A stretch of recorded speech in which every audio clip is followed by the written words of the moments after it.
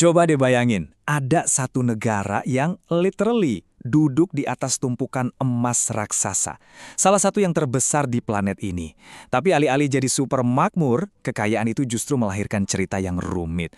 Penuh intrik politik, keserakahan, dan janji-janji kesejahteraan yang seolah nggak pernah sampai. Nah, inilah paradoks emas Indonesia. Yuk kita bedah bareng-bareng. Oke, perjalanan kita mulai dari pedalaman Papua.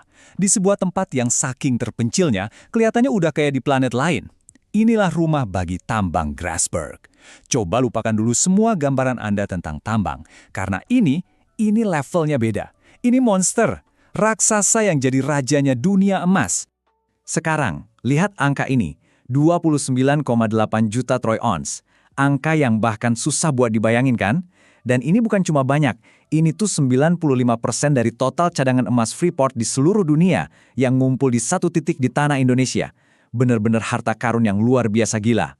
Nah, biar kebayang segila apa Grasberg, lihat deh perbandingan ini. Grasberg itu bukan cuma pemain besar, dia main di liganya sendiri.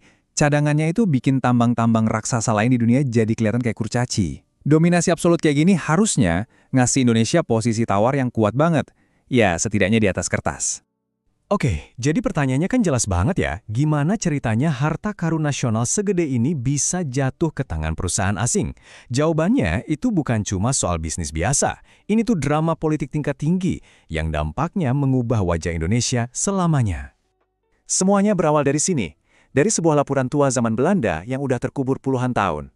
Itulah kuncinya. Tapi, kunci itu nggak ada artinya tanpa momen yang pas.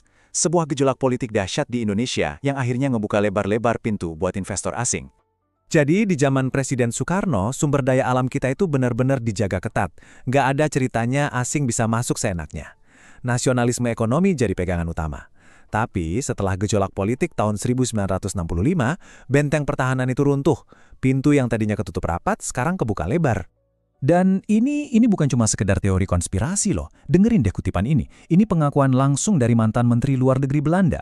Sebuah tuduhan belak-belakan kalau di balik layar, perebutan Papua itu bukan cuma soal kedaulatan, tapi soal rebutan akses ke emas dan tembaga. Geopolitik sumber daya alam lagi dimainin di level tertinggi.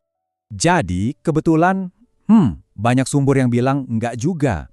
Ada tuduhan kalau intelijen asing ikut bermain untuk menggoyang pemerintahan Soekarno. Yang jelas, pemerintahan baru Soeharto emang jauh lebih ramah sama kepentingan Barat. Dan coba tebak, siapa yang pertama diundang masuk? Freeport.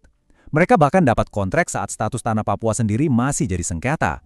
Sebuah langkah yang super beresiko kecuali Anda udah yakin banget sama hasilnya.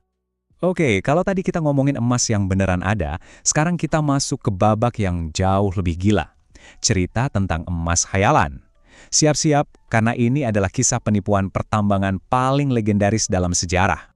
Bayangin, tahun 93, tiba-tiba ada perusahaan kecil dari Kanada ngumumin sesuatu yang kedengerannya mustahil banget. Mereka bilang nemuin gunung emas di pedalaman Kalimantan. Sebuah klaim yang harusnya bikin semua orang ketawa. Tapi anehnya, dunia malah percaya. Dan yang terjadi berikutnya. Gila, bener-bener demam investasi massal. Wall Street, Jakarta, London, semua kena demam ber-X. Sahamnya naik gila-gilaan. Semua orang pengen ikut pesta. Dari investor kelas kakap sampai pejabat. Logika seolah udah mati, yang tersisa cuma keserakahan. Akhirnya pemerintah Indonesia pun turun tangan. Freeport, si raksasa emas yang asli, ditunjuk buat ngecek kebenaran klaim ini. Momen pembuktian pun tiba. Pesta pora ini kayaknya bakal segera berakhir. Pertanyaannya bukan lagi apakah ini nyata, tapi bakal seancur apa nanti kalau ini bohong? Dan bener aja, ceritanya langsung jadi kayak film thriller. Tepat di hari tim verifikasi mau mulai kerja, Michael de Guzman, otak di balik penemuan ini, hilang secara misterius dari helikopter di atas hutan Kalimantan. Bunuh diri, kabur, nggak ada yang tahu pasti. Yang jelas, dia bawa rahasia busang ke kuburnya. Lalu, bomnya meledak, hasil verifikasinya keluar. Singkat, padat dan menganjurkan. Emas di busang itu nihil, nol besar, kosong.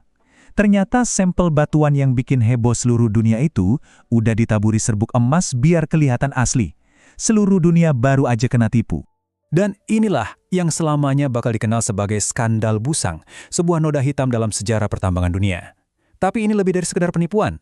Ini cermin buat kita semua, pengingat abadi kalau keserakahan udah mengambil alih, akal sehat pasti jadi korban pertamanya. Oke, Cukup dengan masa lalu yang kelam. Sekarang kita lompat ke hari ini. Karena coba tebak, perburuan harta karun di Indonesia itu belum selesai. Jauh dari kata selesai.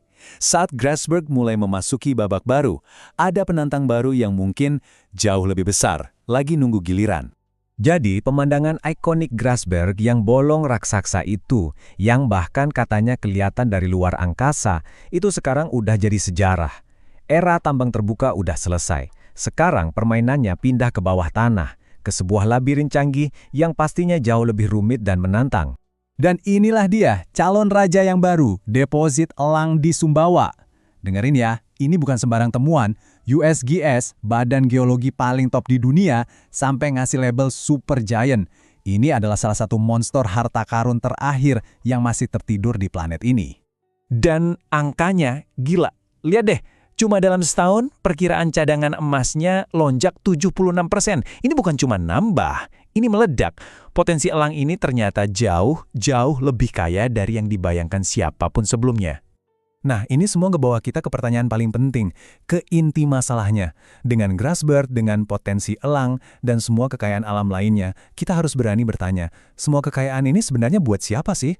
Kenapa tanah yang kaya raya justru ditinggali oleh rakyat yang masih menderita? Lihat data ini deh. Ini mungkin gambaran paling nyesek dari paradoks emas kita.